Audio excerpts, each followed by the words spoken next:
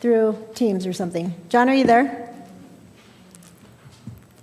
Okay, well, he's... Hey, yeah, Mayor, I'm here. Sorry, I had myself on mute. Oh, okay, great. Well, we just want to make sure that everyone knows you're here and you feel welcome. Do we have Councilmember Oakes, Jason?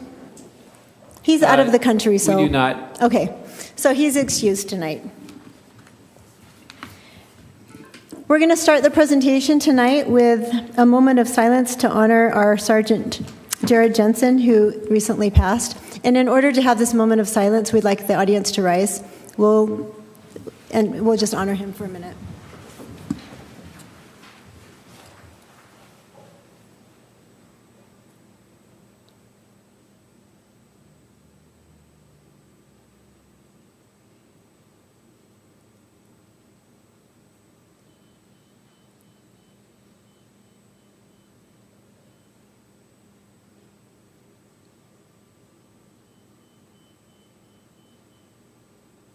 Thank you, everyone. Sergeant Jensen worked for our police department for, I believe, 7 years. Is that correct? Yeah. And just was so brave and recently passed away. And so we're so grateful to have had him as part of our lives. The opening tonight, the prayer and the Pledge of Allegiance will be performed by the Crandall family. We have a scout troop here. We'd like to invite you up, Crandalls. Bo is going to give our opening prayer for us, and then his brother is going to lead us in the Pledge of Allegiance. And Zach, would you like to, as you come up, tell us a little bit about your troop? We would love to learn.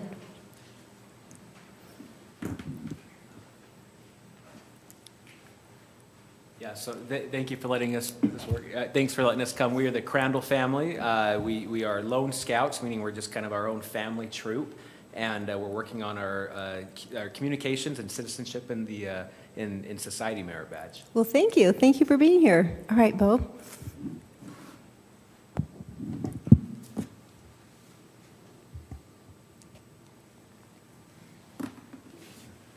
Dear Heavenly Father, we're thankful for this day. Thankful that we could come together and have a city council meeting. Please bless that we will know what to say and everything will be good. In the name of Jesus Christ, amen. Amen. Thank you. Okay, go ahead and come to the mic and you can lead us in the pledge.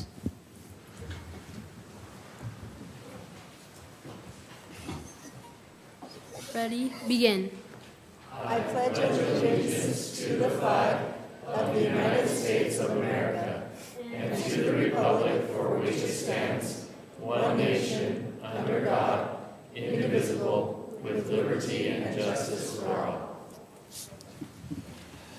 Thank you so much, Crandalls. They were sitting in the audience and were willing to do this spontaneously, so thank you for being part of our city council meeting.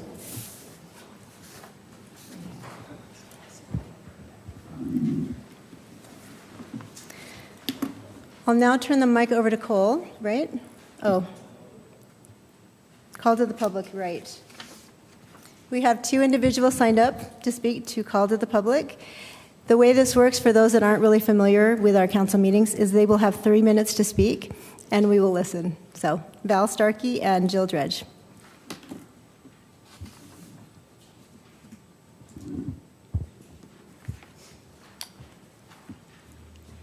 I love this country and love the Pledge of Allegiance. I came away from a meeting with the city council discussing the gymnasium, and I went home with a thought that our student population in Utah is declining. Deseret News reported in 1923 that in the past 39 years, Salt Lake has closed 37 schools. So I thought that might still be an obstacle for the city. But in talking to Colin Parker, that seems to be assuaged because Davis School District is still going to build, and we're really only on the hook for half of it. So I guess I have mixed feelings still, but I'm more comfortable, and a declining population suggests that all of the districts in the state and cities have to be careful. Thank you. Thank you.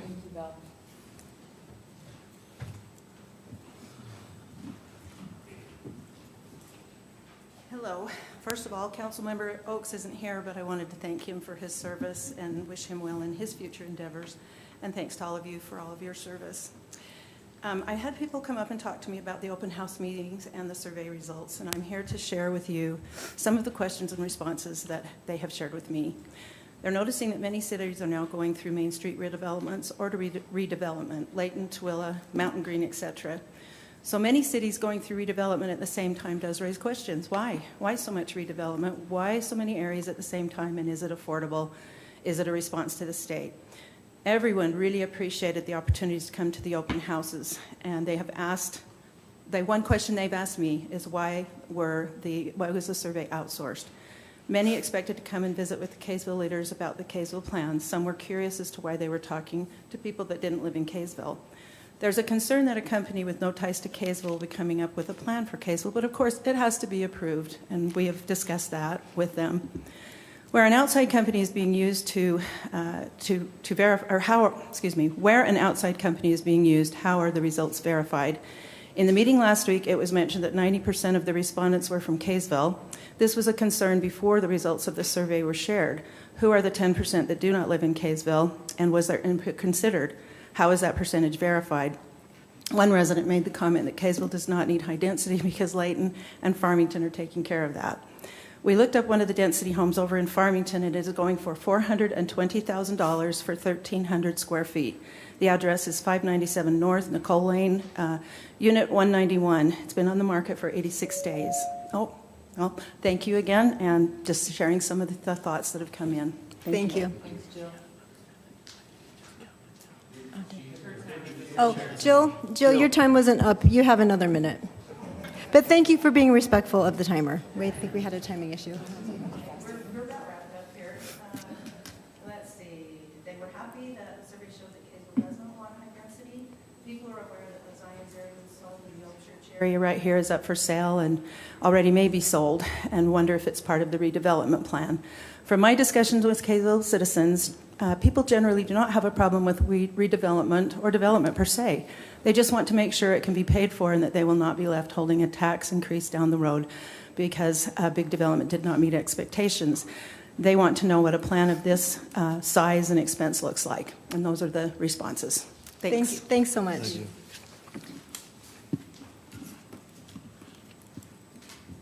you. Okay, cool. We have a presentation to honor 3 award winners from the I Can Make a Difference program for demonstrating outstanding sportsmanship, and they're here with us. Thank you, Mayor. We're excited to have this program. I'm going to actually turn the time over to Brian White. He's our recreation coordinator that runs this program, and he's going to explain kind of what it is and then give the awards to our winners. Thanks, Brian.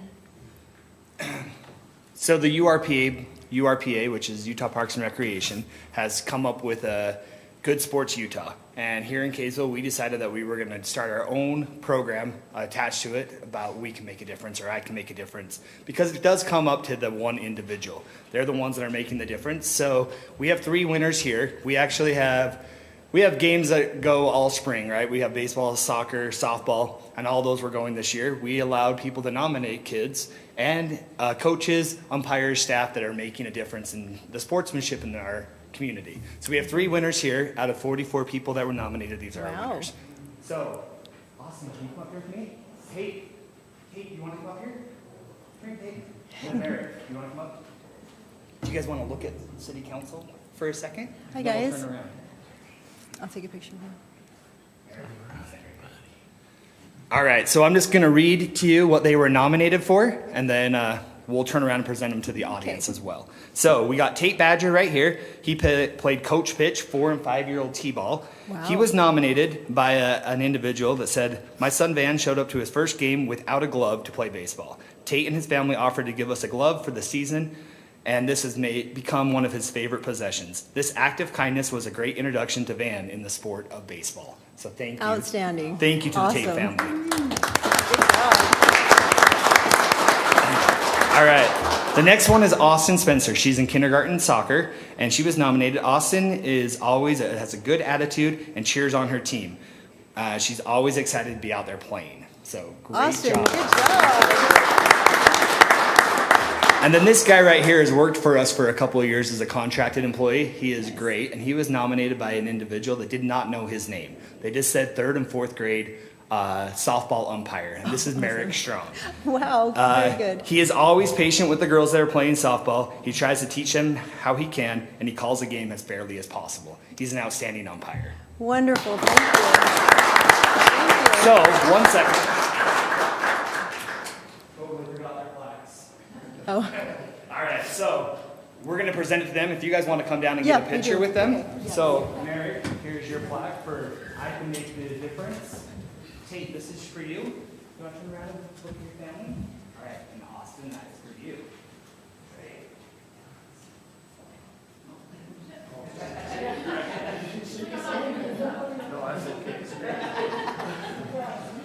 Yeah, turn that around and.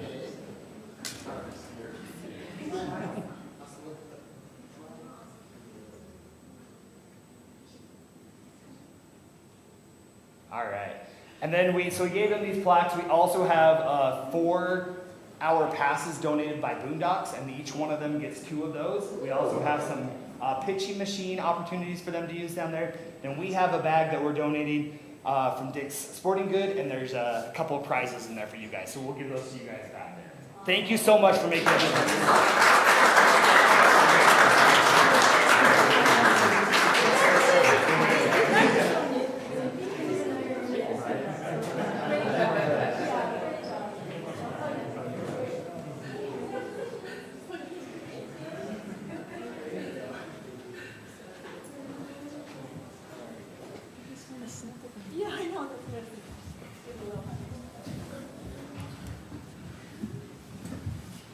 Okay, that was fantastic. Congratulations, everybody.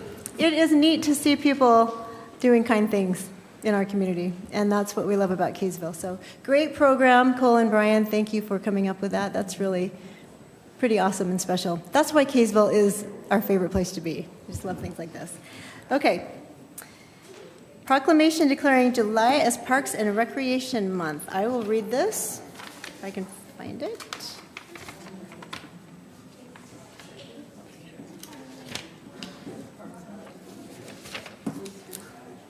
I think I had it.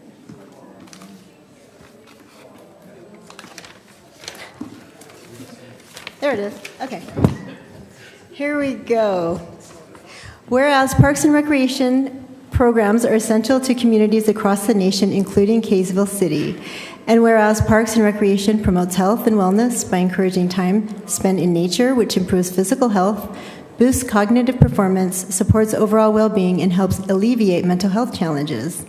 And whereas Parks and Recreation encourages physical activity by offering spaces for popular sports, hiking and biking trails, and a variety of other recreational opportunities. And whereas recreation programs such as youth sports, educational initiatives, and out-of-school programs supports positive childhood development. And whereas Kaysville City recognizes the many benefits derived from parks and recreation resources, and whereas Kaysville City's park system includes 12 parks, open spaces, and trails, complemented by a variety of recreation programs enjoyed by residents, and whereas we acknowledge the significant contributions of our employees and volunteers who maintain clean, safe parks, organize activities, advocate for more open space, and enhance quality of life in our community. And whereas the U.S. House of Representatives has designated July as Parks and Recreation Month, now therefore be it resolved that I, Tamara Turan, Mayor of Kaysville City, along with the Kaysville City Council, do hereby proclaim July 2025 as Parks and Recreation Month in Kaysville City. We encourage all residents to enjoy and support our parks and recreation programs. Thank you. We love our parks in Kaysville. Very, very lucky to have them. They are award-winning. Okay, Council, conflicts of interest. Does anyone have anything to declare before we move on? No? Okay. All right, seeing none, we'll go to agenda item number 5, the consent agenda. Does someone like to make a motion? Yeah, I'll make a motion that we approve consent items A and B. Okay. Second. Okay, we have a motion and a second. Councilmember Hunt. Aye. Aye. Aye. John? Aye. Thank you. Motion carries. All right, we are now on item 6A, which is an ordinance amending sections of Title 8, 9, 18, and 19, the city's technical specifications and development standards, and adopting a drainage evaluation and design manual and crosswalk policy. Yes, thank you, Mayor and Council, and thank you to Dexter for presenting on this previously. As stated last time in the work session, we've spent the last about 2.5 years looking at various ordinances and construction standards. Some of that is the result of experiences on projects, experiences with various developers, changes in state statute, industry changes, etc. As we've worked internally on this the last couple years, we kind of wrapped up this process working with the city attorney to review the language of each of these proposals. And what we have before you is what we brought last time. The one thing that we have added from the last meeting is we finished making modifications to the city's excavation permit, which is what's required for anybody to do work within the right-of-way, whether that's digging in the road or that's simply trying to widen a drive approach and cutting the curb. We require that to protect infrastructure and also protect residents. As you know, a fiber company comes in, they're wanting to do work within the right-of-way, in the park strip perhaps. We want to make sure that those yards are put back the way that they were, the way that they need to be. And so that's what the addition is, the update to the excavation permit. So present that to you, council, and would love to answer any questions that you might have. Okay, thank you. Yeah, thank This you. is the second time we've seen this, and so, council, do you have any comments or? Can I ask a question? Councilmember Hunt. Okay. Yes. So as I was reading, I will say I learned a lot of things like the definition of riprap, but It's riveting. yes, one question I did have, which is really in the weeds, but what I wanted to know is for concrete, why do we not allow them to get it wet or put powder on it to make it cure faster? So there are some mixed designs that are referenced within APWA standards, and that's one change that we have made with our construction standards is instead of coming up with our own individual standard on every little thing that could be done in the city, what we've done is we have adopted APWA, American Public Works Association, Utah specific standards, and in there they allow for high early concrete, additional additives that will delay the curing time. So if you've got a batch that's coming from farther away, you don't want it to start curing in the truck. So those kind of things are allowed, but it's all about how and when those things are utilized, and those are called out in some of the APWA specific standards. So, and you'll see the city utilize those at certain times. We did a manhole on the 200 North Bridge recently. Normally cure time is 7 days, and we used a high early concrete, a faster curing concrete that's about 36 hours or so. So. Okay, sorry, I know that was in the weeds. Yeah, but no, that's great. It was Love interesting, it. and so I feel Yeah, very everyone cool. should hear about it. Very cool. Thanks, Josh. Yeah, you bet. Thank you, Josh. Yeah. Okay, we don't have anyone signed up to speak, and so, to this item. So, council, do you have any other questions for Josh or comments? Okay, I'll entertain a motion. Thank you. Thank you. I'll make a motion that we approve action item A, an ordinance amending sections of titles 8, 9, 18, and 19, the city's technical specifications and development standards, and adopting a drainage evaluation and design manual and crosswalk policy. I'll second. Okay, thank you. We have a motion and a second. Councilmember Jackson. Aye. Aye. Aye. Aye. Thank you, That's John. going to be awkward all night. John. Wait, where do I fall? Just tell me where I fall in the line and I won't. Well, your name's sitting next to mine. Yeah, Yeah, so I'm after Mike, right? yes. Councilmember Blackham. Councilmember Blackham, okay. How does my voice sound there? Do I sound like Frank Sinatra or? You sound really loud. Oh, I apologize. I'll try and talk a little softer. Meaning we can hear you loud and clear. Starlink is working for you, so that's good. Fantastic, okay. Thanks, John, for being here with us. Okay. 6B, a resolution amending the Kaysville City budgets for fiscal year 2025. Jason. Thank you, Mayor. Councilmember Adams, I thought you sounded like the Wizard of Oz, actually. Really Yeah, the great and powerful Oz, Dorothy. Perfect. You got the job. He's going to love this way too much. Mayor and Council, as we've discussed, this is the night that the Council will adopt a couple of the budgets, the RDA budget and the MBA budget specifically, but also the tentative amended, it's modified, thank you, modified tentative budget. And then, of course, the final budget won't be adopted until Truth and Taxation hearing on August 7th.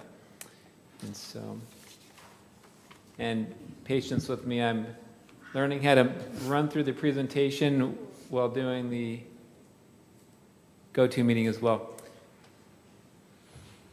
And I guess you want to handle this by just one item at a time, so we'll start with the amended budget. So this is just for the current year's budget ending June 30th, and there are a few amendments.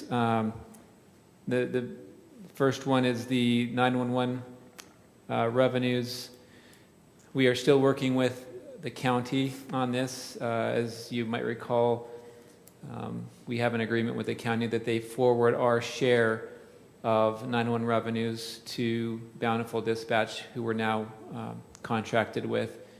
And we're trying to kind of work out the bugs on this. But in the meantime, we're responsible for paying $100,000, $108,000 of this to Bountiful. So the second one there is in regard to a gang mower that was a little bit more expensive than we anticipated or budgeted for. And then the last thing is the ARPA funds that we received from the federal government back during the COVID years, and we're required to have all that money allocated and spent this fiscal year. So that's all been moved over and closed out, putting it all towards their balance of it towards the water projects, specifically 200 North. But happy to answer any questions on this. So we are hoping to get the reimbursement from the county on the 911 services, right, at some point?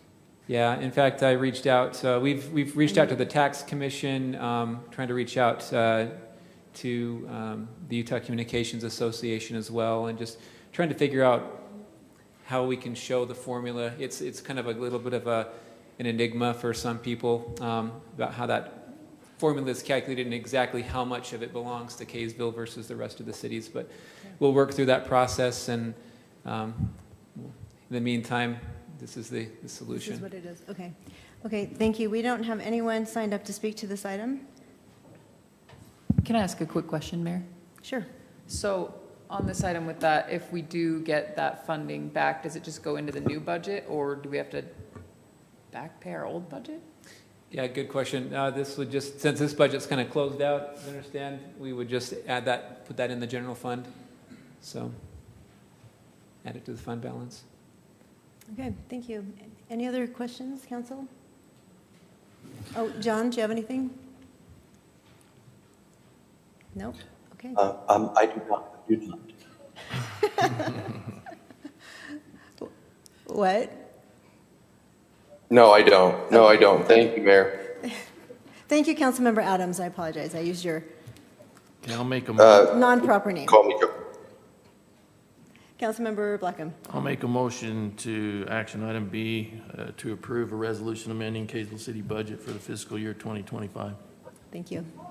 I'll second that. Okay, thank you. Councilmember Blackham. Aye. Councilmember Adams. Aye. Aye. Aye. Motion carries. Thank you. All right, we are on 6C, a resolution adopting the Kaysville City modified tentative budgets for fiscal year 2026. Okay, so I'll run through a few slides.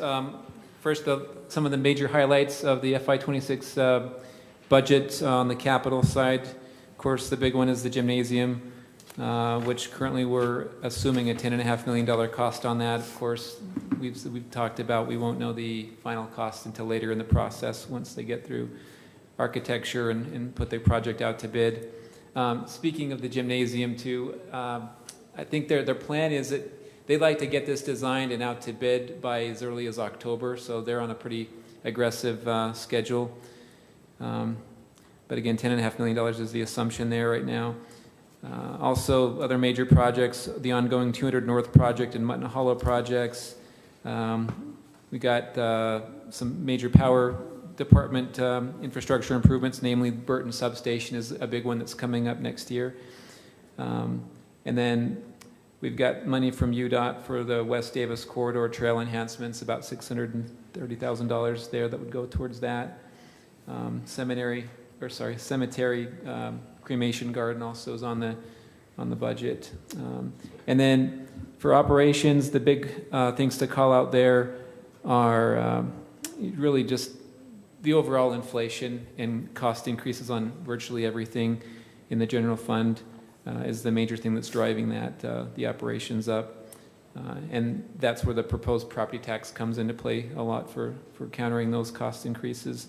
And then in the enterprise funds, of course, we've got, we'll get into this a little bit later, but as Josh has articulated so well in the past couple of meetings, we've got a lot of catch up to do on infrastructure there. And so we're proposing some rate increases in both power, water, and stormwater. Also seeing some pass-through costs from the sewer districts and the sanitation fund from Robinson Waste. And then last, the big things to call out on in human resources are 2 new positions that are being proposed, an assistant city attorney and a police sergeant. And we'll get into more details on some of these things in a bit. All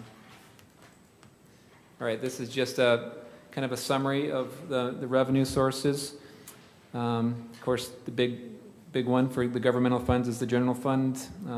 Road fund is another major one there, so nothing too new there. Expenditures are a mirror image of the revenues as they are required to be. This just calls out on the general fund the major revenue sources. So I think as many people know, sales tax and property tax are the major drivers there for our general fund revenues. And then expenditures, you can see police and fire, which is typical of any city. Public safety is going to be your biggest area of expenditure in operations. And then this is with the proposed tax increase. You can see where we are right now, third to last.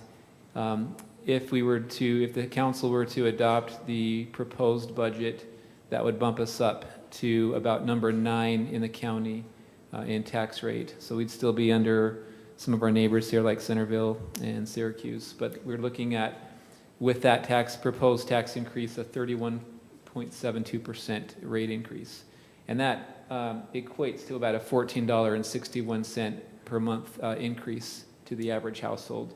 We based the finance department based that on the average home value, which is right now $690,000. So about $14.61 is the proposed rate increase. And then this just shows kind of in terms of property tax, 31% is a big number, but in terms of the overall tax bill that the residents get, we're only talking about, of course, an increase to the piece of the pie that belongs to Kaysville City, and that's about a 16% piece of the pie. Of course, as most people know, the large majority of property tax is from the school district. So just a little bit of perspective on that. The enterprise funds, so as you might know, the large majority there is power, followed by water.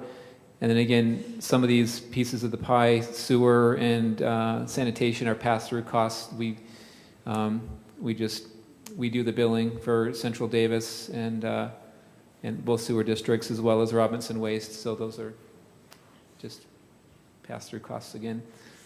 And then again, expenditures, reflection of revenues. This is a more fun part, I guess, talking about a lot of the anecdotal evidence of why we need to raise our water rates. And as Josh did a great job a couple meetings ago, just articulating how many water leaks we're seeing. As a reminder, last year we had 250 water leaks.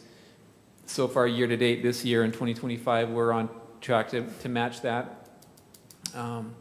And just even we've had recent ones even this week, and Josh was nice enough to bring in this came out of the ground on Angel Street, I believe, Tuesday. So, and this is a 15-year-old piece of pipe. So just to give you an idea of how, what the Public Works Department is up against in maintaining our infrastructure and the need to be investing in updating and replacing some of these corroding pieces of water line. And we also use a model this year from a company called Waterworth, as you all know. And this software helps us to project the future costs of maintaining the water system. And you can see the colors there show operating costs, the cost of purchasing water are the blue lines or the blue shades. And then as you get into the green, that's projecting future capital costs for the water department. And you can see there along the bottom, those are some of the specific projects that are that's being based on.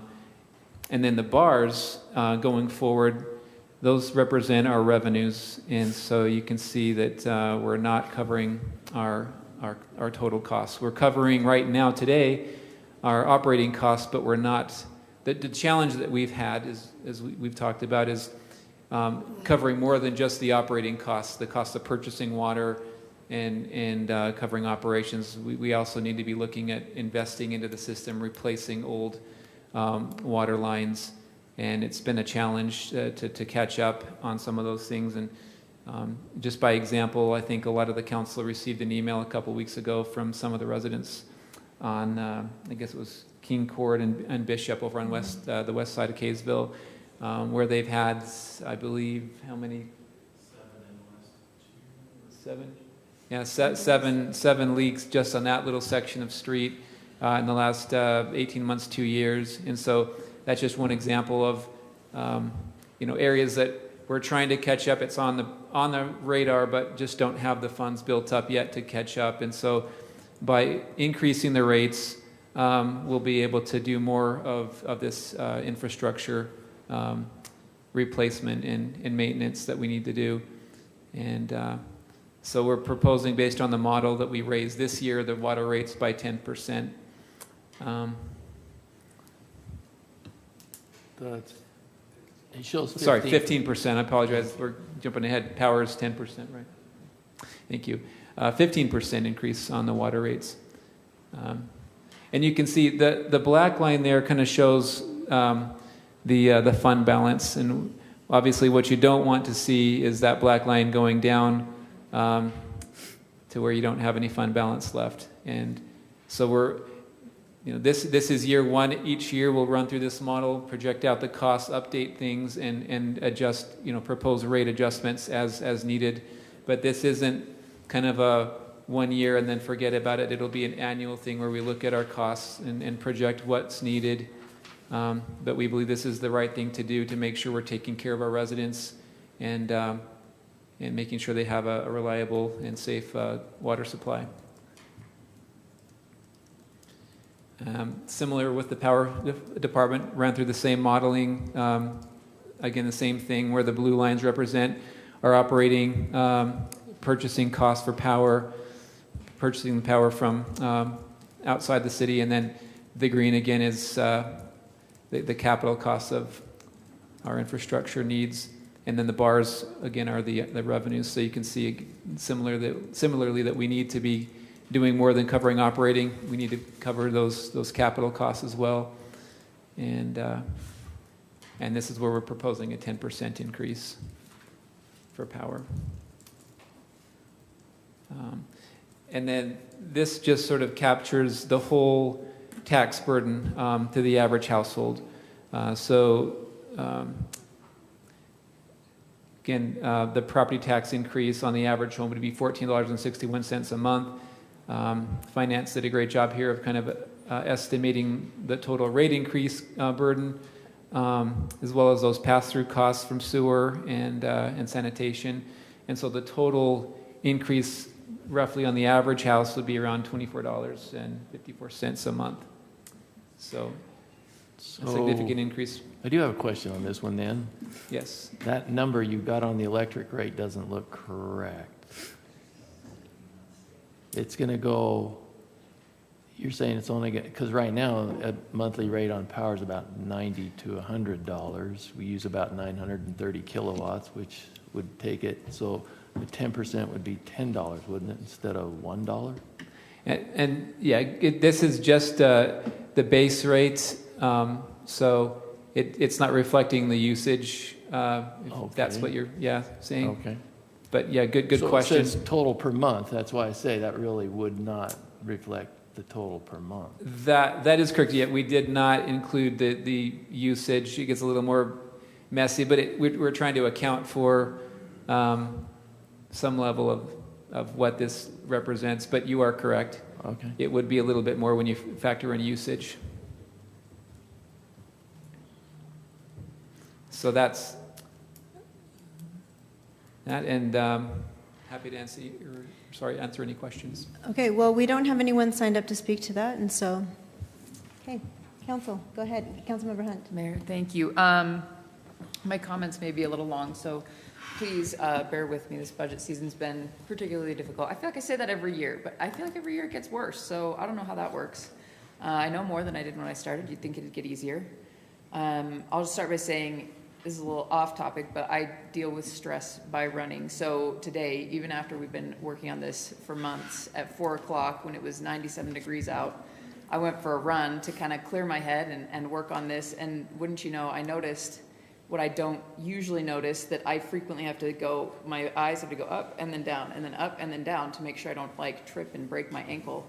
And I think that kind of illustrates a lot of what we're trying to address with this budget. But first I want to share a few things. As we went into the budget season, we assessed things that were being done in Public Works Department.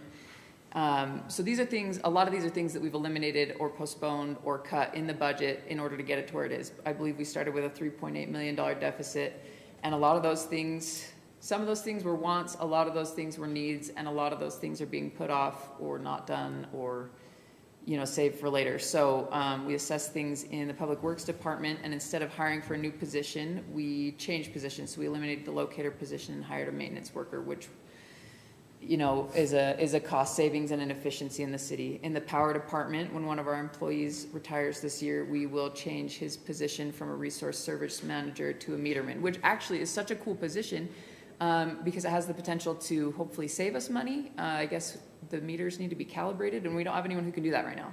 So calibrating them may help save us money, and that's not necessarily even on residential, but on businesses as well. So that's a potential to help the city. And these are only a few of the things. There's more on the list, but a few of them. The police department's deferring $98,000 worth of new vehicles in order to help us save money this year. But they did feel like they were still working well, so they're going to keep the ones that they've got.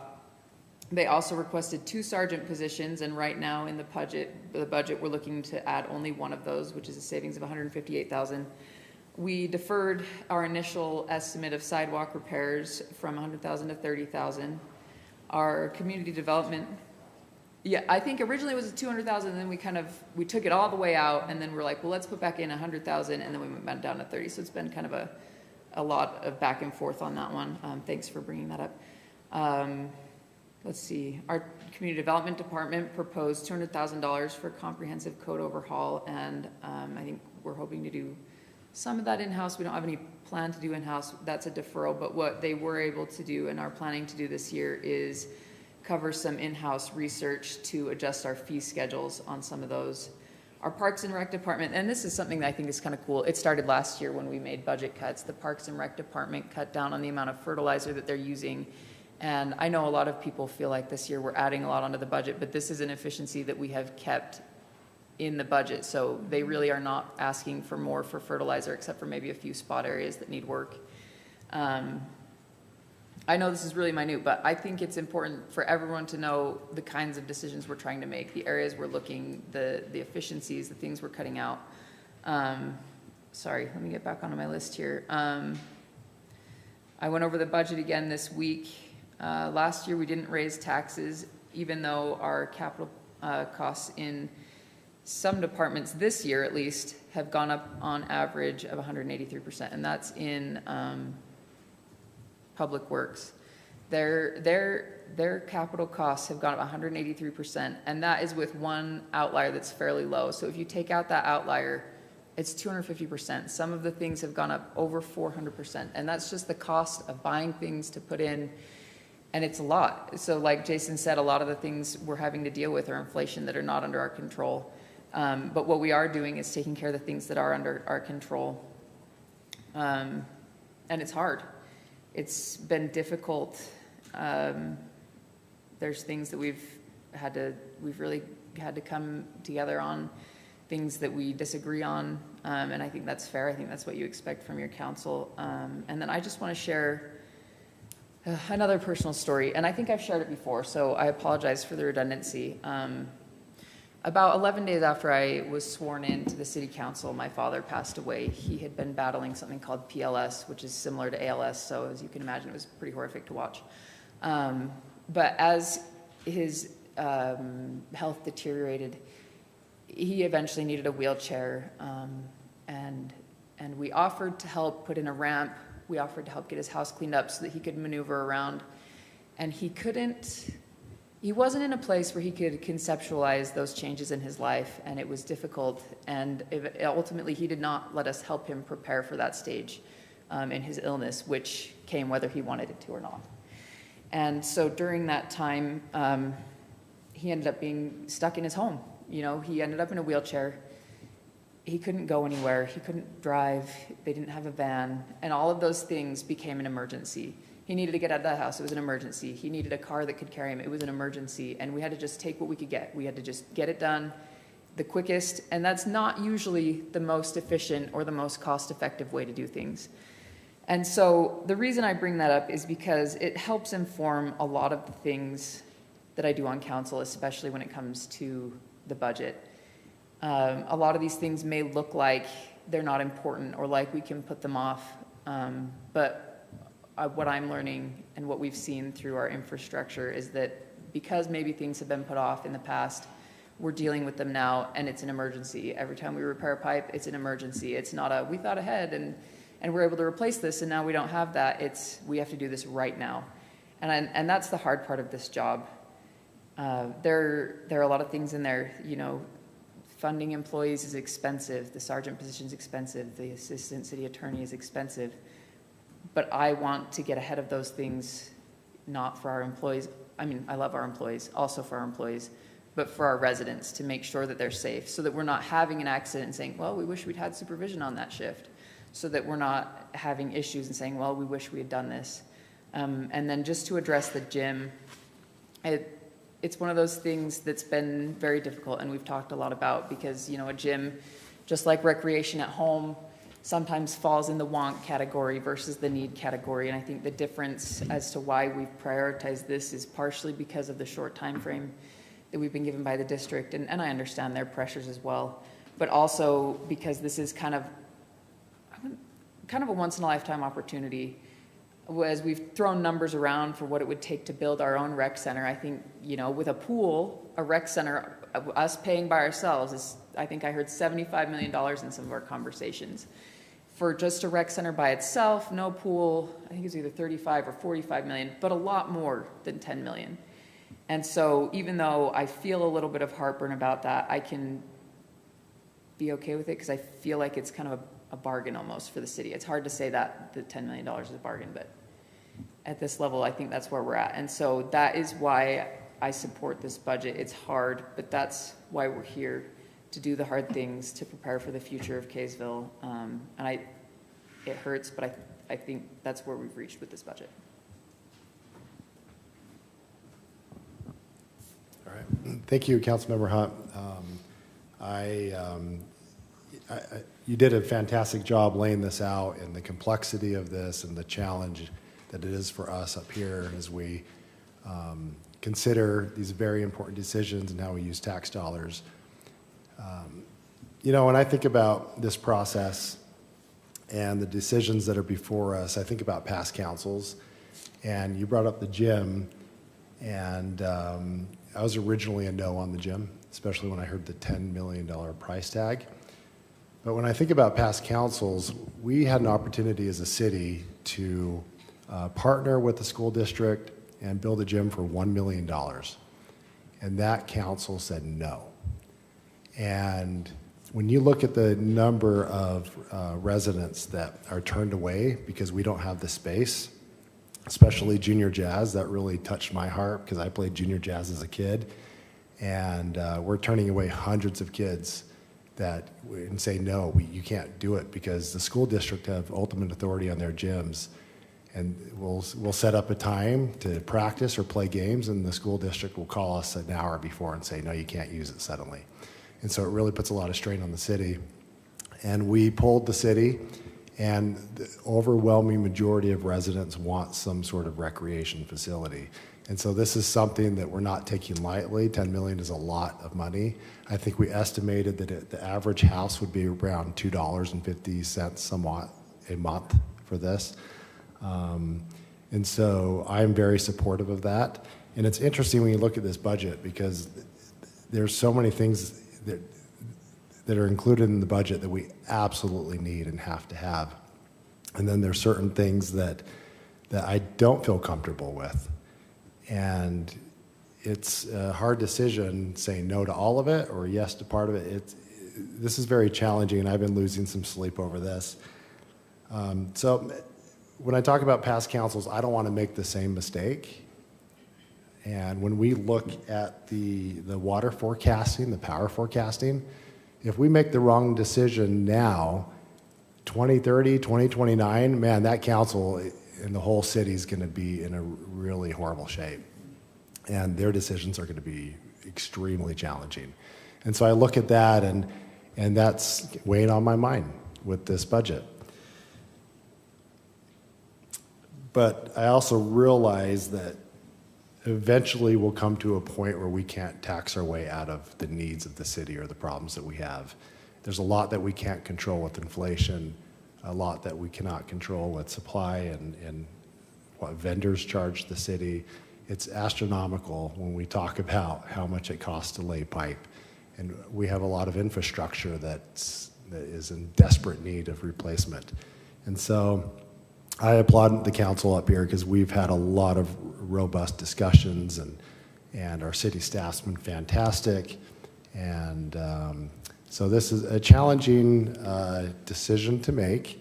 Now, this is not the final decision. What we're doing tonight will determine on what we send to the county and then what the county will send out to all the residents to inform them what type of budget we're going to have and a tax increase or whatnot. I wish we had more time to review this. I think where I am on this, and I could go either way.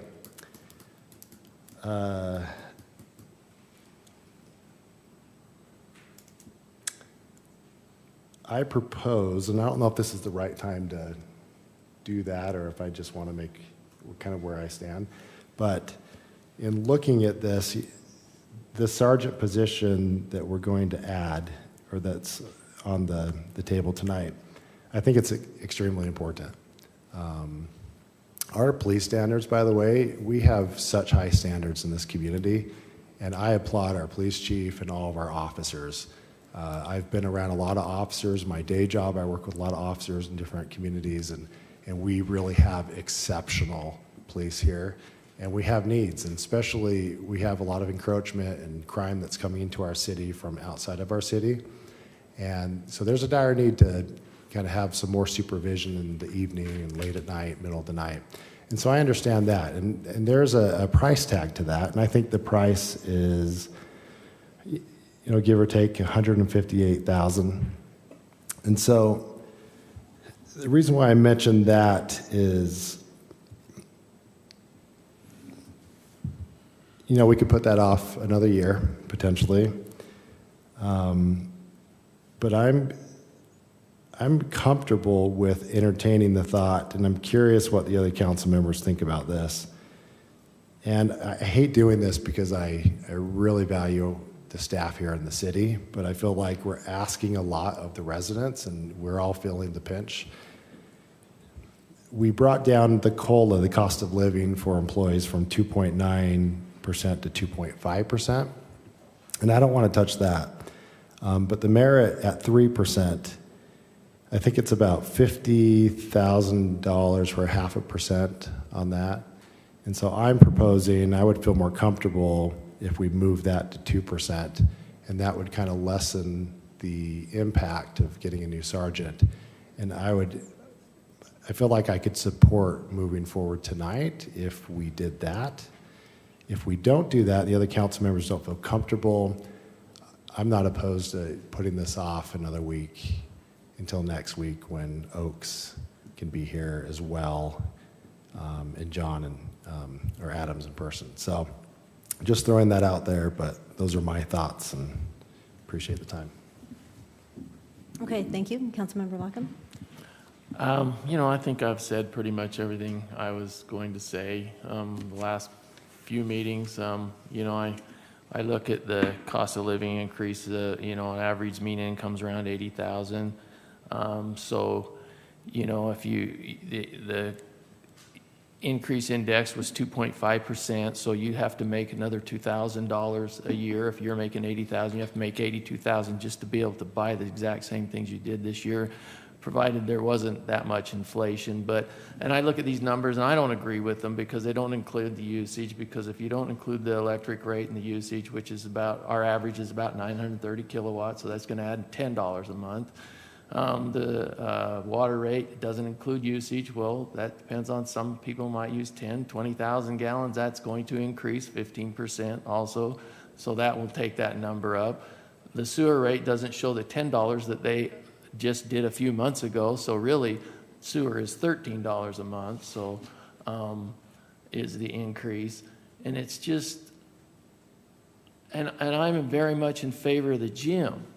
I want the gym to come because it's a one-time opportunity that we have to do that for the citizens. And I want to do that, but I'm one of these people that realizes in my life, because I've always had to live on a budget, I don't get everything I want all at once. I have to pick and choose. And I just think with how much home insurance has gone up the past year, how much car insurance has gone up because of all the disasters we've had with floods and fires, and everything's increased. It's just too much. There's just too much to ask of one family, because right now my estimates are, and I think they're fairly conservative, you know, it's going to cost the average home about $500 more a year.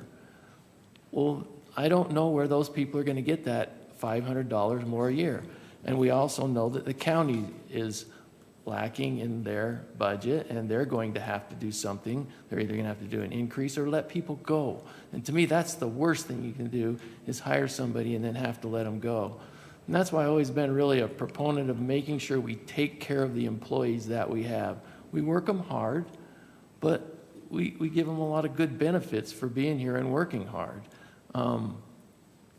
But that's what you've always done when you worked here. You just did your work and you got it done. And we've always run lean and mean, and I've respected that. And I know there are times that we do need to add personnel, but when you're experiencing 1% growth in your city, it's hard for me to justify all that. So it's just, for me, it's just too much all at once. And so there are things that I really want to see us get, things I want to see happen. I really want to take care of the people that we have. I'm not for adding additional people. I like I said, just as you work for a city, you are asked to do a lot, and there's quite a bit expected out of you, but you know that when you get that position, when you work for the city. But you get treated fairly for it. I mean, You get a pension, you get a 401k, you get lots of days off, you get 14 holidays a year, so you are treated well. And I understand that the work grows and everything, you know, there's more and more and more and more, but I just don't know that the families out there have got the increases that we're talking about in their lives. And I think there are places that we can cut back, and it's just a combination of too much in one year, in my opinion. That's all. Okay, thank you, Councilmember Blackham. Councilmember Adams. Hey, thank you, Mayor. Can you guys hear me okay? Loud and clear. Okay, great. I'll try not to talk too loud, and we'll keep my comments short. You know, like Councilmember Blackham, I feel like I've shared a lot of my feelings on the matter. We've had a couple of meetings, which is the understatement of the century about this budget. I think that I thoroughly enjoyed Councilwoman Hunt's description. I think she was very thorough, and I feel a lot of the same feelings. I really was encouraged and enjoyed Councilmember Jackman's comments. I probably feel a little less inclined to lower the merit. I feel like the costs that Councilman Blackham is discussing are going to come to every household in whatever city you live in, because the costs that we're dealing with for all of our infrastructure that's making everything go up is the same across the country. And so while I feel like Jason's slide that showed us number 3 and having us raise a couple of spots, that's assuming everybody else stays the same. Thank you for putting that up. I have a feeling, if you know, I can't foresee the future, but my guess is that all this slide up in 6 months from now, we'll probably still be in the bottom 4 or 5 would be my guess, because I think every household, every city is facing the same obstacles we're facing. I applaud Councilmember Blackham. He's one of my dear friends, and also I listened to his counsel wisely. I wish I listened to it more often, as far as keeping a budget, but of my own. But as far as the city goes, I've tried to live more like him and think like him. I think these 2 employees to me represent the police, the city attorney, assistant city attorney, who supports the police and helping with the crime. He's bogged down. We've all recognized that. We had every department head agree on that. And then our own city manager and chiefs of police have come to us and said this is an absolute need that we have a sergeant. And so the theory of defunding or not supporting the police is one that I'm kind of not ready to get on board with. And so probably where I disagree with Councilmember Blackham, and I think that if we've hired these gentlemen to tell us what they want and what they absolutely need, we've got to take their word for it. It's with those comments and my sincerest apologies to our residents for the burden that will place. I hope that many other occupations and jobs are doing something similar to us and giving folks a little bit more money. I know Social Security does that and gives an increase in percentage, and I know it doesn't cover everything, but I sure hope that everybody else in our city is getting a little bit extra to help them cover these additional costs. And I just hope that, and I feel strongly that these things will be a huge way of us looking to the future instead of trying to play catch up. And so that's where my feelings lie, Mayor. I probably shouldn't make the motion since I'm sitting in a bunk room and on Lake Powell, but I'll put myself on mute and I'm willing to vote. Before we, sorry. Mayor, if I may provide just a couple of backgrounds. Sure. If you, whenever you're ready. Sure. Just as a reminder, it weighs heavy on, I think, everyone on the dais, of course, and staff as well. It's been a tough process. Just background on why we recommended that merit increase, and obviously complete deference to the council and respect for the hard decisions you have to make. Every year we look at what are the other cities doing, and a big part of why we gauge pay where we do is how do we make sure that we're attracting and retaining quality employees. This year we look at other cities, and that ranges all over the place with merit. Some cities are doing a lot more, some are doing a little bit less. But something that we face on a continual basis is other employees kind of being lured away, and it happens more often than you might realize, where some of our top employees are being, hey, come to lunch with me, come down to this city or up to this city, and because quality employees are hard to come by, and so that's just something that we keep in mind as we try to get that sweet spot where we know we're never going to be the top payer by any shot, but we also want to stay competitive. Merit increases are one of those things that help employees continue to move through their range, and it's something, a few years ago we were doing step increases where that was an automatic increase of, it kind of ranged a little bit, but it was roughly maybe 5% a year of step increase that employees got. And then we started the merit system, which had been 3%. And of course we did 2.5% last year. And the thought there is just to make sure that when we are trying to retain and attract employees, that we can say, hey, this is the plan, so that if you're coming to Kaysville, you're going to move through the range and hit the top of your range in X number of years. And that's something that they're weighing when they're looking at other cities. How quickly am I moving through the range? And so that's just where that's coming from, just as background. Again, understanding the difficult decisions, but wanted to just add that extra information in there. Okay, thank you, Jason. All right, so I will just share a couple of comments. These are hard decisions to make. When my husband and I first moved to Kaysville, I was 20 years old and he was 25. He's older. And I remember we bought our first house. And we lived in the city for, a couple months, and we'd sponsored his family from Vietnam. 7 people were living with us in our little tiny house. And we were so excited to have a house. And I got a notice that our power was going to be shut off. And it was back then when they put the little red papers on your door. Horrified, come home from work, see this note, realized, oh my gosh, we need money for our power bill. So I've never forgotten that, because that's a scary thing to have happen, and I understand. So I share that to let people know that are listening how seriously we take the decisions that we're making. It affects people's lives. We understand that. We absolutely understand it.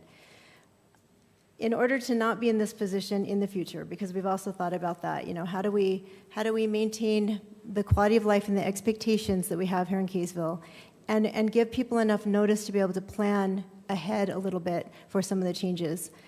One thing that we can do every year, and I've suggested it, is we do hold a truth and taxation meeting. What it does is it allows the city to have really good conversations about costs, and we evaluate. It doesn't mean that every year the taxes are going to get increased, but it keeps us staying up with inflation. I think that's one way that we can avoid a potential 31% tax change in one calendar year, because it is a big number, and it's frustrating for people.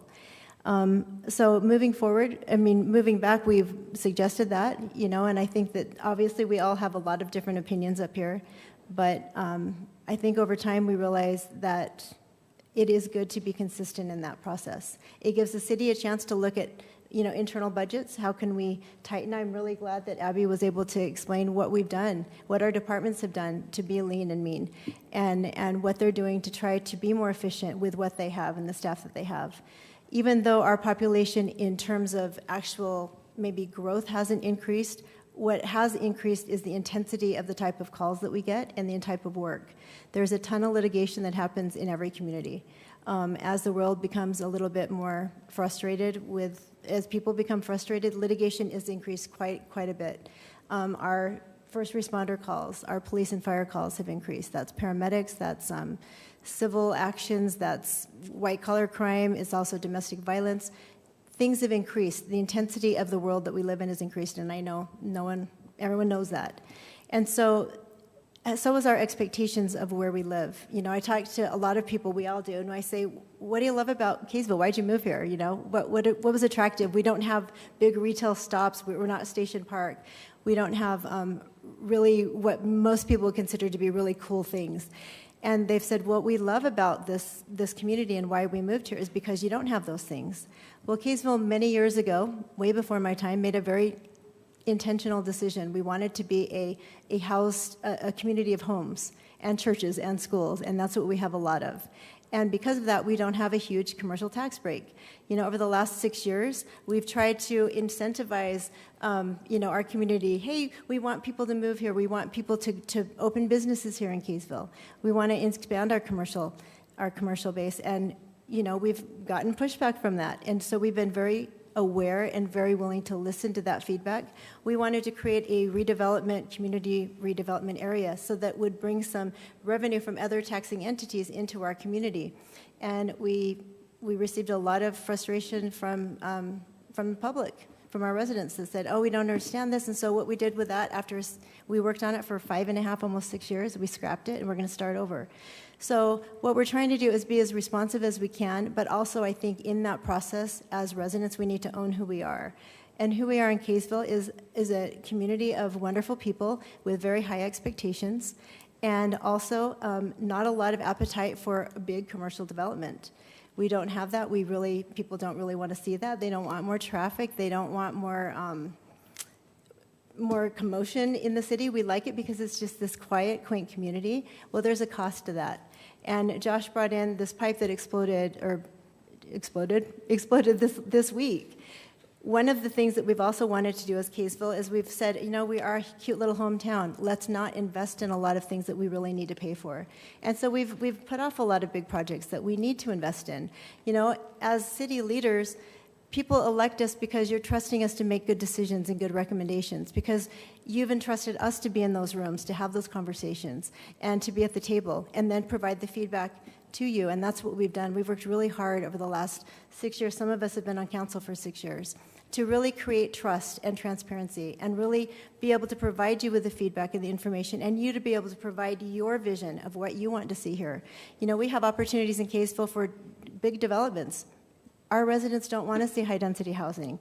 High-density housing brings in more people, but it also brings in more people spending money in your city. So on one hand, you'd think, well, that would be good because then we're bringing in more. We have a bigger tax break. We're supporting the businesses. But our residents don't really necessarily want that. And so I guess what I'm trying to express is that we take these decisions about the budget to heart. We've had 4 work sessions that have been 2+ hours long. We've invited staff members. We've also invested in our department managers, our department leaders, and our employees, and we're saying, you tell us what you need, because we don't work in your department every day. And so as council members, it's also our responsibility to trust what they tell us. If we had a list of 15 potential positions that we've needed for a couple of years, and they continually show up, and we'll say, no, you don't really need that. Well, how do we know? We don't do these jobs, and so our population might not have grown exponentially. We're not Vineyard, but the expectations and the requirements and the fatigue on the job has grown, and many of our employees wear multiple hats. This is and assigned. We joke about it's and duties as assigned, because it might be taking out the trash, in addition to your professional services as an engineer or an attorney, and so. We've tried to be very lean in Kaysville, and it's been great. But what we, I think, haven't done very well is communicated the growing infrastructure needs that we have. They're not to the point that we need to be scared and run and, we're not on fire. But we do want to be aware of these things that are happening, and we want to get in front of that, because the quickest way to kill a community is to kill things that work in your community. And then nobody wants to live here because it's dying. We don't want that. We want to be able to invest in our community. We want to be able to provide the amenities, the services that fill our wants and our needs, mostly our needs, but also our wants. We want to have nice parks. We want to have recreation programs. We want to have a community so that you want to stay here and you want to do business here. You want to spend money here. You want to be able to take your family and you want your kids to live here. And so that's the feedback we're hearing from our residents, all of us being residents. And so when we're making these decisions, it's not just because, oh, and one for you, and one for you, and one for you. We've gone back multiple times and said, tell us what you really need. And we didn't do truth in taxation last year. We didn't do a tax raise. And I've been complimented as the mayor, for the last couple of years. Oh, you guys have been so fiscally responsible. We have. And we've been lean. But at the same time, I think that we have not really communicated the story as accurately as it is in terms of what we actually need to do in our city to maintain the community, to maintain the city, to maintain the departments and the basic services that cities are required to provide. Mike did mention that costs are increasing all around us. We know that. But Kaysville City is not a subsidized program. It's not a subsidy program. We cannot just subsidize water rates, power rates for people because eventually you go out of business. And that's also not what we've been trusted to do, is to be able to just save everyone so much money that now we can't afford to turn your power on because we can't afford to pay for the power rates. And so it's really important for us to be able to say no, but it's also important for us to be able to say yes. Saying no sometimes is easy, and I think in past councils, we want to be the council that didn't do those things. We didn't raise taxes. Well, we also really want to be the council who is responsible. When we're thinking about our projects and things that we'll need 10 years, 20 years out, way after we're all done. But if we don't make those decisions now, we're going to be very sorry and in a very big financial mess. And then I think at that point, people are going to come to us and say, what in the world? We trusted you, and you didn't give us the information that we needed. And that's not something that I can be proud of. And I know it's an election year. And, no one wants to raise taxes on an election year, but we have to do what's right. And so I do feel very strongly that the decisions that we're making with this budget are the right decisions for our city. And so I would encourage the council to do that.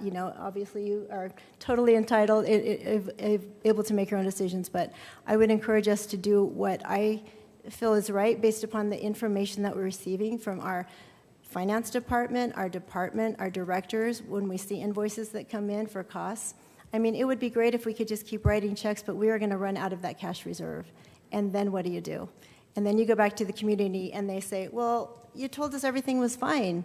We said, well, it was kind of fine, but it was kind of not fine too. I liken it to an organization that you are maybe a volunteer in, like a church calling. If I'm the young women's leader and I'm just so excited about young women's and I love doing all these special things for the girls, and I don't turn my receipts in. On one hand, it looks really nice because you're thinking, oh, that's so nice of you, so kind, so Christian, so wonderful. At the same time, it makes it really hard for the next young women's president because maybe those are not the decisions that she can make in her family. And so if we don't know what it really costs to do business, to provide what we're providing, then I feel like that lacks transparency. And it's not an intentional thing, but it's the same thing. We need to tell people what it costs to do business here, to run our city, and then we need to figure out a way to afford that. And I do believe that we need to not just increase the tax burden on our residents, obviously, but we are a little bit behind. I've talked to other mayors in Davis County, and I've said, so how many of you have done hiring freezes for new positions? None of the cities have done that. We have 15 cities in Davis County, and all the mayors said, what? Why would you do that? Don't you just keep up and maintain every year? And I've said, well, yeah, but so we decided, okay, we don't want to hire for new positions. We just want everyone to be lean. And now we're a little bit behind, and now we need some positions that are pretty essential. And they said, well, no, we don't do that. And so it doesn't mean that we're wrong and we made a bad decision. We did it. It was a decision that was made and it was supported by the council. But now we're at a point where we need a couple of positions, and we really need to be able to fund them moving forward. Someone mentioned that Kaysville is a really safe city to live in. That's great. and it's wonderful. And what's changed in the last 6 months, I don't really know that all of a sudden we're going to have an emergency and need that sergeant on a night supervision patrol. But when we do need that person, especially if that person is at your doorstep, I think that you're going to be frustrated with us if we didn't do it, if we didn't plan ahead. And so it doesn't mean that we just make decisions on a whim, with the hope that things might work out. We are being very intentional about the decisions that we're making. And so I've gone on way too long. But I just want everyone to know that, believe me, this is hard. This is a hard position, a hard seat to be in as we make recommendations like this. And when the truth in taxation notice comes out, people are going to think that their overall taxes have been increased by 31%. That's not true. It will be the Kaysville City portion. And other entities might also increase their rates. And my justification for looking at that is going, well, it's because they are also not willing and not able to subsidize the cost of doing business. And so I think it's more responsible for us to just tell people, look, this is what it's costing, and we're sorry, and we will do everything we can. You have a commitment from us as a council, as a city, to be as lean as we possibly can. But we have needed to catch up a little bit. Now we're at a good position if we're able to do this. And moving forward, what we'll really do is just be very mindful, and I hope that we can do truth in taxation every year. That's a council decision, but I hope we can do it because it gives us this opportunity to have a really open discussion about the cost and the requirements within our community. So I am probably not I'm not a voting member unless there's a tie, but I do want to just voice my vocal support for this budget and state my reasons why. So, okay, that being said, does anyone have anything else they'd like to share? Or we'll entertain a motion. Councilmember Jackson, do you have one more thing to say? Otherwise, I have a motion. But I thought I saw you saying you had something else you want to say. Yeah, I wasn't sure if I could. I just feel like we've deferred a lot of things, but I would like to make another cut, and I just don't know where to cut because we are so lean as a city. But I would like to make a motion that we bring down the merit just 1%, just to lessen the impact this year. I don't know if I would. 5%. Merit from 3% to 2%. Oh, okay. So. From 3% to 2%. The merit. Oh, so 1%. Okay. Yeah, just the merit. Okay. So reduce it 1%. Okay. I wasn't sure if I could do that now or if I make a substitute motion after the motion's made. So. I think you can make that motion and see if we get a second, right? Yeah.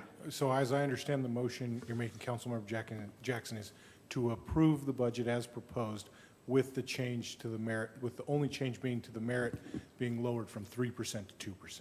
Yeah, I'll go with that. Okay, so council, we have a motion. Do we have a second?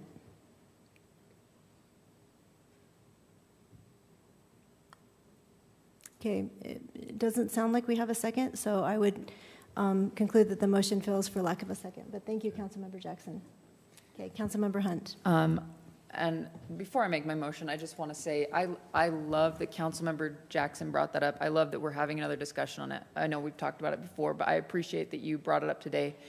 And I think I just want to add that the only, I think, reason why I would be less comfortable with that is just, well, because, God, I was talking to another city the other day, and I was like, gosh, you guys stop poaching our employees. The city which shall not be named. Is it, I'm going to Harry Potter us here, city who shall not be named. And they were like, well, we don't go straight to you. We hit another city first, and then we come to you. And I'm like, well, you've already taken 2 from us. And that's our thing. Our thing is we're never going to be able to pay the most to our employees. And I think we've reluctantly, I wouldn't say embraced it, but admitted it to ourselves. But I think what we do have is a good employee morale. And if any of our employees jump ship, I mean, just look at the work that was put into, our first item, the ordinance amending the titles 8, 9, 18, and 19.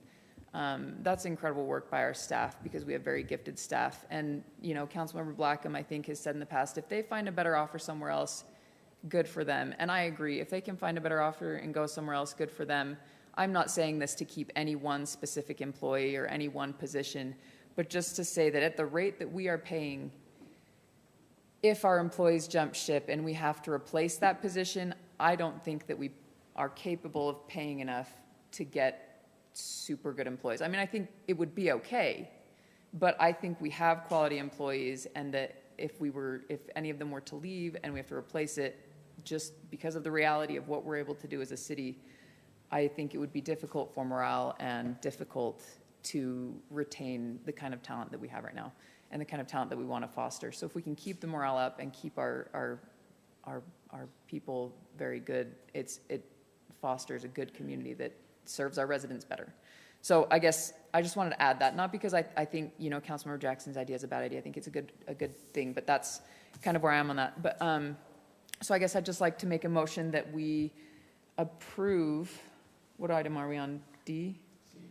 C, sorry, C, a resolution adopting the Kaysville City modified tentative budgets for fiscal year 2026 as they've been presented today. Okay, thank you. We have a motion. Do we have a second? I'll second. Oh, okay, thank you. All right, Councilmember Adams. Aye. Aye. No. No. Okay, we have a tie. This is my moment. I'm just kidding. I only get to vote when there is a tie. And so, aye. Okay, so motion carries in this situation, and a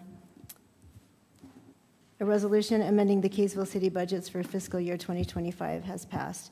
Okay, action item 6C, a resolution adopting the Kaysville City a resolution adopting a schedule of fiscal year 2026 council-approved positions and compensation schedules for city officials and employees.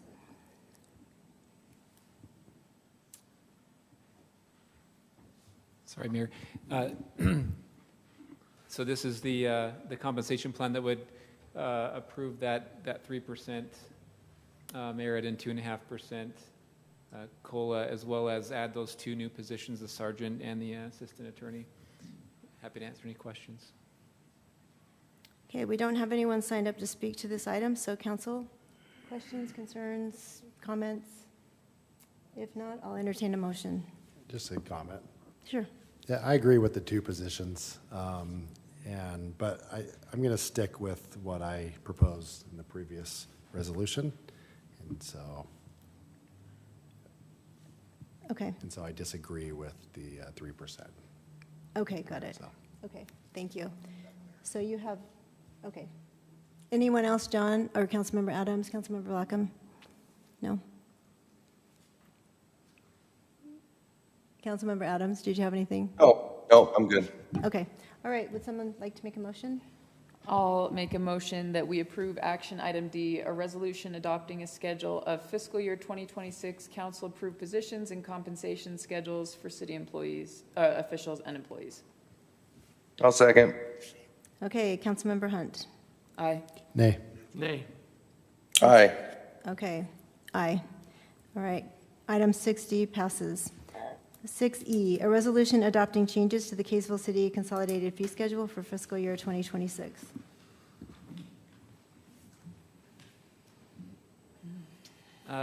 Nothing to really add on this, honestly. Just happy Okay. to answer any questions. Nothing's changed since we. Okay, we don't have anyone signed up to speak to this item either. So, council. No discussion? Okay, entertain a motion. I'll entertain a motion that we approve action item 6E, a resolution adopting changes to the Kaysville City Consolidated Fee Schedule for fiscal year 2026. I'll second. Okay, Councilmember Jackson. Aye. Nay. Aye. Aye. Okay, motion carries. Thank you, council. All right, council member reports. Does anyone have anything? Oh, Mayor, actually, if I may, I've got a couple of extra slides here on the budget. Oh, sure.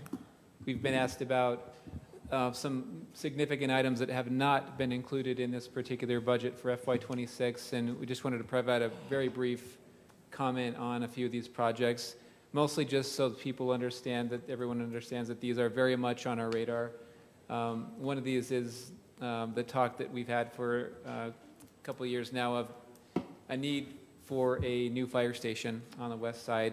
And we've been trying to do all of our due diligence on this process to make sure we understand the needs and the timing for when that's needed.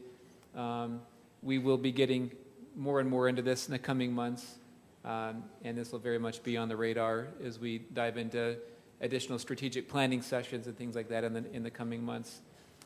Mayor and I met recently with the retired chief of South Davis Fire or Metro Fire, and we met with the chief of North Davis last year, and just a couple of examples of things that we're kind of looking at to do our due diligence to understand what our needs are.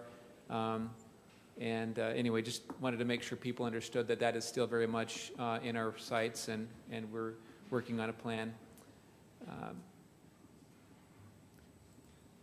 Also, this is another big project that's been on the discussion for a while now, and that is the need for updates to our operations center. As you know, we had a study done a few years ago that estimated a new operations center. This is for our parks maintenance, our public works department, water, sewer, everything else, streets, as well as our power department, and all of the operations that go on over there with fleet maintenance. And we've outgrown that facility. It's dated now, of course, since the 90s when that facility was originally built. That's the size of our staff and the needs, as well as again just the updates needed to the building that's aged, are important. But we've worked with an architect. We think we can get that cost down from $39 million to closer to $5 million by just refurbishing some things. We do need some additional space. So what you're seeing right here is just a rendering of what, if you can envision what the operations center looks like over on Old Mill. There's a grassy area in front of the building. We could push that out and create a little extra space in that building and then refurbish some of the existing areas.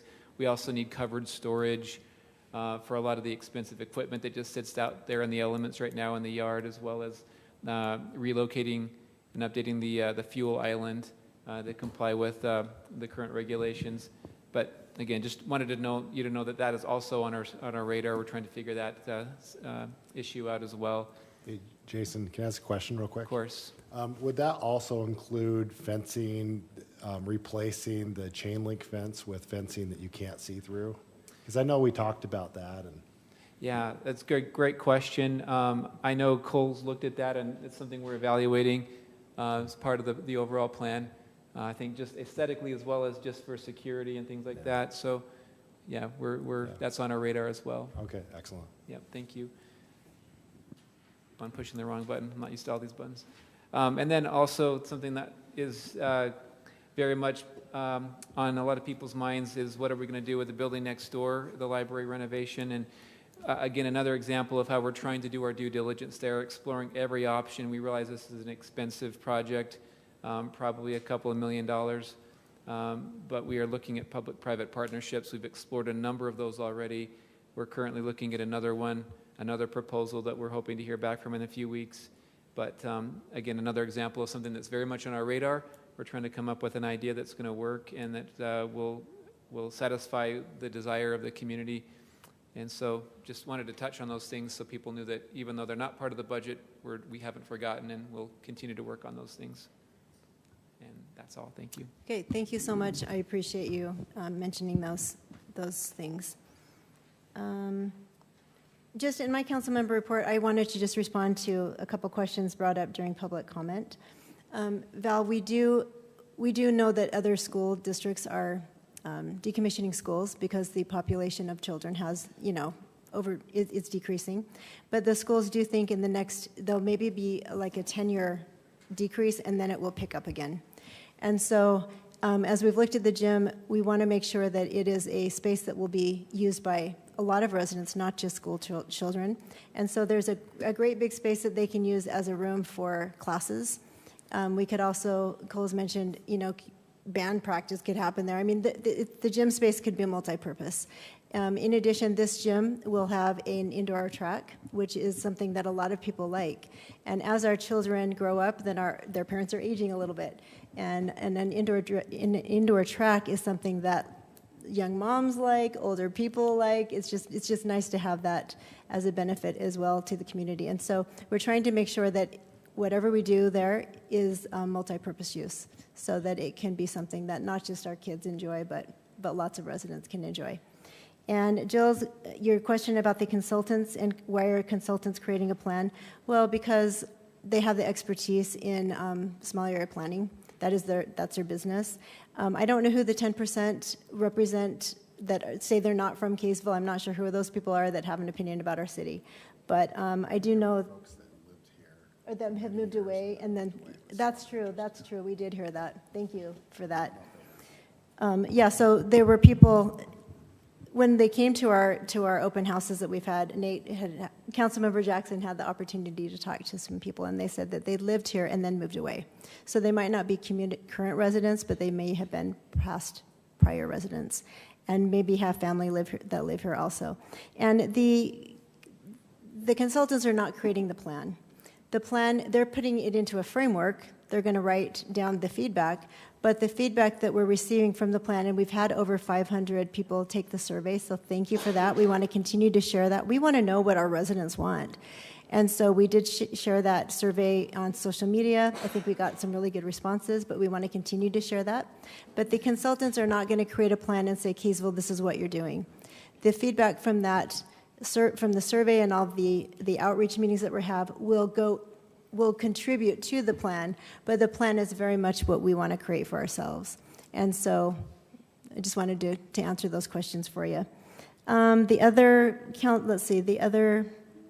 thing that I wanted to just share is we've got some great things happening with the parade. I want to thank Heidi Christensen publicly for taking on the role of being our chair for the parade. We're really excited that she's willing to do that again. It's exciting. We've got a lot of great activities planned for the 4th, and so we just hope everybody comes out and continues to enjoy. And the fireworks will be patriotic. We'll have really awesome patriotic music from here on ever for, yeah, whatever. Anyway, so we're excited about that. Anyone else? Councilmember Hunt. Okay, so I'm super excited. I know I'm always on here harping about underage substance abuse prevention, but the Communities That Care Coalition is finally getting up and running. They had a thing on at Lagoon where you could go around and get a prize if you scanned all the things, which is huge because I guess Lagoon has never partnered with another group outside of their own. So this was exciting. So go to Lagoon and check that out. But also, they're doing an event in Kaysville, and I believe it's tomorrow. Yes, tomorrow the 20th from 5:30 to 7:30. It's a family event, so bring your kids. There's going to be tons of fun stuff. There's yard games. The National Guard's bringing a helicopter. There's going to be rock painting, and then I guess the Davis County Youth City Council, Health Department Youth City, they have a Health Department Youth City Council, is going to be running that booth. They're going to have people paint the rocks, and then they're going to take them to a trail and put them along. So I think that's exciting. And then our own Youth City Council is also going to be there running an event. So it's going to be a lot of fun. So bring your family, bring your kids, and come and enjoy yourself. Okay, thank you. Yeah. Councilmember Blackham? Nothing. Okay, Councilmember Adams. No, Mayor, thank you so much. Just a quick thank you for Ryan and the team and Jason for providing an opportunity for me to join the meeting. I apologize that I was out of town. And I do think it's important to note how Councilmember Oaks voted 2 weeks ago. I think that, your vote was very important, but also I do feel that that should be mentioned. And then also just want to tell my fellow council members how much I appreciate them. And I probably won't stay for the second set of meetings if that's all right. Councilmember Jackson. Oh, yeah, I already mentioned this. I already mentioned this earlier, but I went on a ride-along with Sergeant Turner this week, and from about 9:30 to about midnight. And I already mentioned this, but our professionalism among our officers is just unmatched, and it was a pleasure to ride with her. And I also want to say, anyone listening, if you have kids that ride bikes at nighttime or those motorized bikes, slow down and get off the street, because we saw a lot of them that were in dangerous situations. But yeah, just applaud our police officers. Thank you. Okay. All right, thank you, everyone. Jason. Thank you, Mayor. I would be terribly remiss if I didn't recognize the finance department for the great work they did on the budget.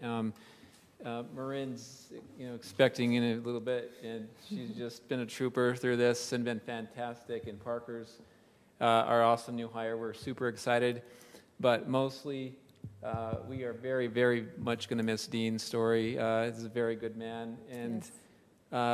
I don't know of anyone that has greater respect and love and trust in the city than Dean Story, and we're just it's hard to think about it, but this might be your last council meeting. I'm thinking just now, like, oh my gosh. It is? Is that why you're smiling so? Oh, he's got to come to another one. He's got this huge smile on his face this whole meeting. Sorry, Dean, you're coming to another one. Dean, thank you. Thanks, Jason. I'm so glad you said that. Even if you have to come in a bathrobe. There will be a retirement reception for Dean and a few of our other employees. We would have liked to have had one special reception and call it Dean's Story Day in Kaysville or something. But on July 10th, Thursday, July 10th, we'll put out some more information to the council. We'll have a reception where we have a few of our longtime employees leaving the city. Bruce Rigby from the Power Department is another one. Holly, utility billing. Jason Taylor from the Fire Department. Captain Taylor. So a lot of big misses that we're gonna really miss. But anyway, I also wanted to state that for next month, I think we're going to end up canceling the July 17th meeting. We know there's some scheduling conflicts, but also it appears at this point that there isn't going to be any business. We'll know maybe by tomorrow if we're going to have any more planning items that might require a meeting at some point in later July, but at this point it looks like we don't have anything. That being said, we are still planning on having a July 3rd meeting, so 2 weeks from tonight, Thursday, July 3rd, we'll have a meeting. So I wanted to check if that is going to work with scheduling. Yes. Okay. I mean, not really, but right. It's okay? Okay. It's hopefully not a late one because everyone's got to get up early for the big day the next day. True. But at any rate, that's all I have. Okay, thank you. All right, council. Would someone like to make a motion to adjourn, and we will start another meeting? So moved. Okay, all in favor? Aye. Aye. Thank you, everyone. Thank you, John, for Councilmember Adams for being on. Okay, welcome to the Kaysville Redevelopment Agency meeting. We are now board members for this meeting, and I do want to clarify, I was asked before the meeting started, is this the same thing as the redevelopment agency that we were trying to create /CRA a couple of months ago? No, this is not. This is several years ago, Kaysville created another redevelopment agency area, or redevelopment area, and there are funds available from that creation of that project that we are talking about and accounting for in this meeting. So we have not done anything new with the CRA that we've recently discussed. That is something that we're going to revisit and start over. But this is from the previous redevelopment agency, or redevelopment area. Yeah, okay, all right. So we have a resolution to adopt the budget for the Kaysville City Redevelopment Agency for fiscal year 2026. Jason. Thank you, Mayor.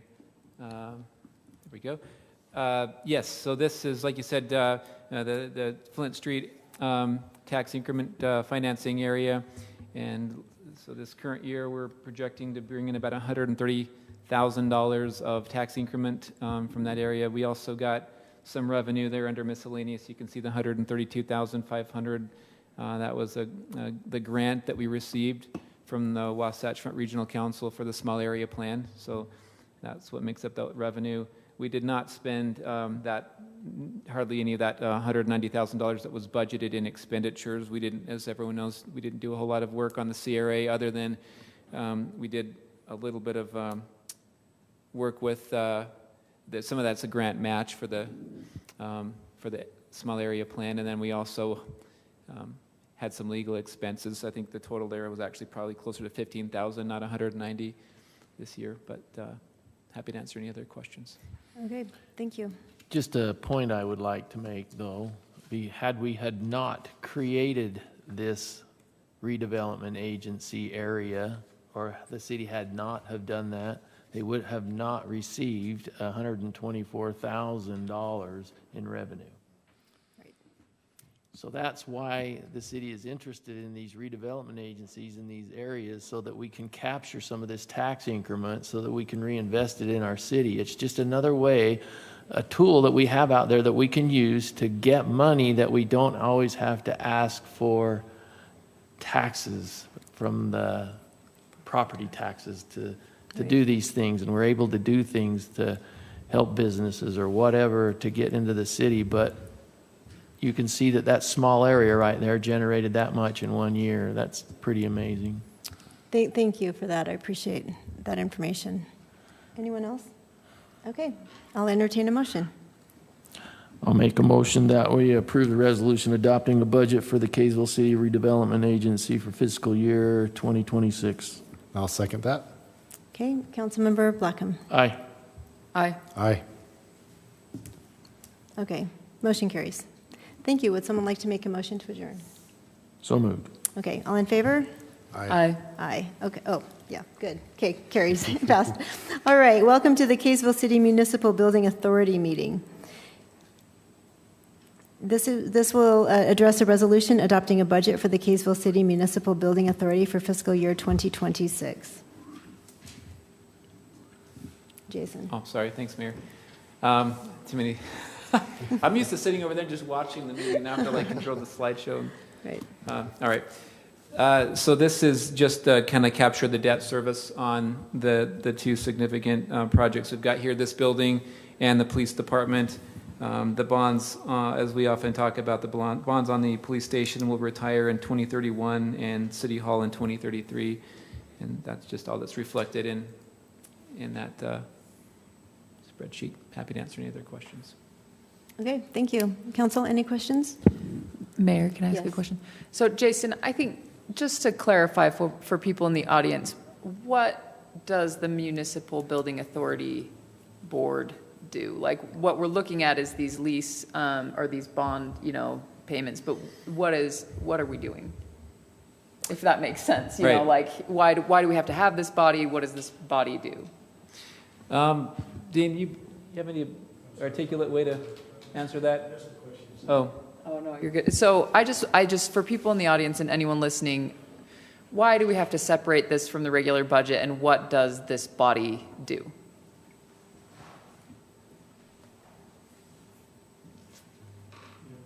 The tool we used for financing these buildings was a building authority.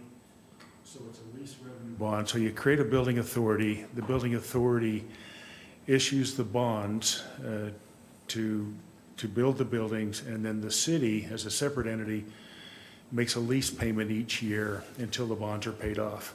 And then when the bonds are paid off, that property transfers to the city. So it's a financing mechanism. That makes sense? Yeah, that makes sense. We talked about this. I knew what it was, but I want to make sure everyone kind of understood. Thank you. Yeah. Okay. Okay, I'm happy to make a motion that we approve a resolution adopting a budget for the Kaysville City Municipal Building Authority for fiscal year 2026. Okay, thank you. Councilmember Hunt. Aye. Well, I'll second. Oh, Yes. sorry. I was waiting for Black in a second. Thank you. Okay, we have a motion and a second. Councilmember Hunt. Aye. Aye. Aye. Okay, motion carries. Thank you. Would someone like to make a motion to adjourn? So moved. Okay, all in favor? Aye. Aye. Oh, I keep voting. Thank you. Okay, thanks, everyone.